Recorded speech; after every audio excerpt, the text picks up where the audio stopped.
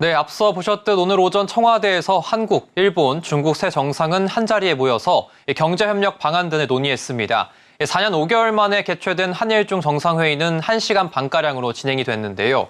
회의에서 어떤 논의가 있었는지 3국 정상회의에 대한 자세한 이야기 산업위부 이해란 기자와 함께 해보겠습니다. 안녕하십니까? 네, 안녕하세요. 네, 오늘 오전 세 정상이 모여서 회의를 가졌고 이후에 또 공동 기자회견까지 열었습니다. 어떤 이야기들이 오고 갔습니까? 네, 오늘 3국은 공동 기자회견을 열고 합의 사항을 발표를 했습니다. 예. 이 자리에서 윤석열 대통령은 이제 양자 관계에서 풀기 어려운 문제는 3국의 협력을 통해 풀어나갈 수 있다고 언급을 하면서 이제 3국의 협력을 강조를 했습니다.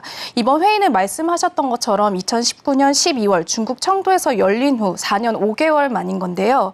3국은 이번 회의를 기점으로 교류를 더 활성화하고 정상회의를 정례 개최하기로 합의를 했습니다. 윤 대통령은 무엇보다 3국 협력의 기반은 세 나라 국민의 이해와 신뢰라고 강조를 했고요. 또 2030년까지 연간 인적 교류 4천만 명을 달성하고 다가오는 2025년과 2026년을 한일중 문화교류의 해로 지정한다는 합의 사항도 밝혔습니다. 세 나라는 예측 가능한 무역 투자 환경을 조성하고 또 안전 공급망을 구축하기로 했다면서 대기오염 등의 환경 문제, 공중보건 위기에도 함께 협력해서 대응하겠다는 계획을 밝혔습니다. 이 세 정상이 한일중 정상회의를 앞두고 어제 양자 회담도 진행을 했는데 먼저 한중 정상회담이 먼저 일어났습니다. 어떤 내용들이 오고 갔습니까? 네, 어제 두 나라씩 먼저 회담을 갖고 양국 현안에 대해서 논의가 있었는데요. 먼저 윤 대통령은 오후 3시부터 리창 중국 총리와 양자 회담을 했습니다. 회담에서 양국은 이제 한중 관계 그리고 글로벌 정세 등 상호 관심사에 대해서 의견을 교류를 했습니다. 특히 경제 분야에 대해선 13년째 중단됐던 한중투자협력위원회를 재개하기로 한 점이 눈길을 끌었습니다. 또 2015년 발표된 한중 FTA의 2단계 협상을 재개하기로 합의를 했습니다. FTA 2단계 협상이 재개될 경우에는 기존의 상품 교역 분야를 넘어서 서비스, 관광, 법률 이 분야로 확대가 돼서 한국 기업의 중국 진출이 힘을 얻을 것이라는 분석이 나오고 있습니다. 또 이날 중국 총리는 이재용 삼성 회장과 별도로 만남을 가지기도 했습니다.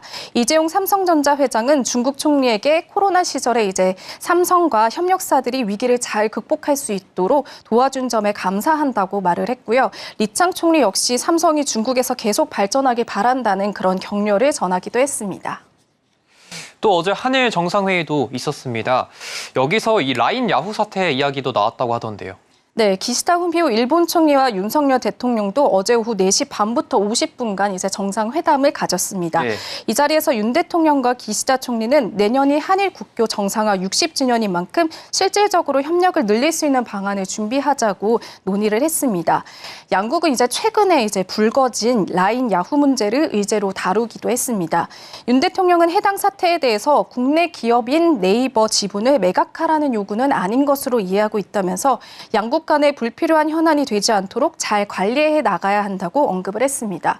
또 기시다 총리는 이번 정부의 행정지도는 이미 발생한 중대한 보안 유출 사건에 대해 보안 거버넌스를 재검토해달라는 요구사항이었다고 말하면서 네이버가 일본에서 퇴출될 거라는 그런 우려를 잠재웠습니다.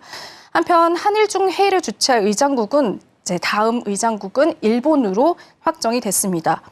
오늘 모두 발언에서 리창 총리는 이번 회의 종료 후에 일본이 이어서 의장국을 맡는 데 합의를 했다면서 중국 측은 차기 정상회의가 순조롭게 개최되도록 적극적으로 이제 지지를 하겠다고 밝혔습니다. 네, 오늘 말씀 잘 들었습니다. 이해란 기자와 함께했습니다. 고맙습니다.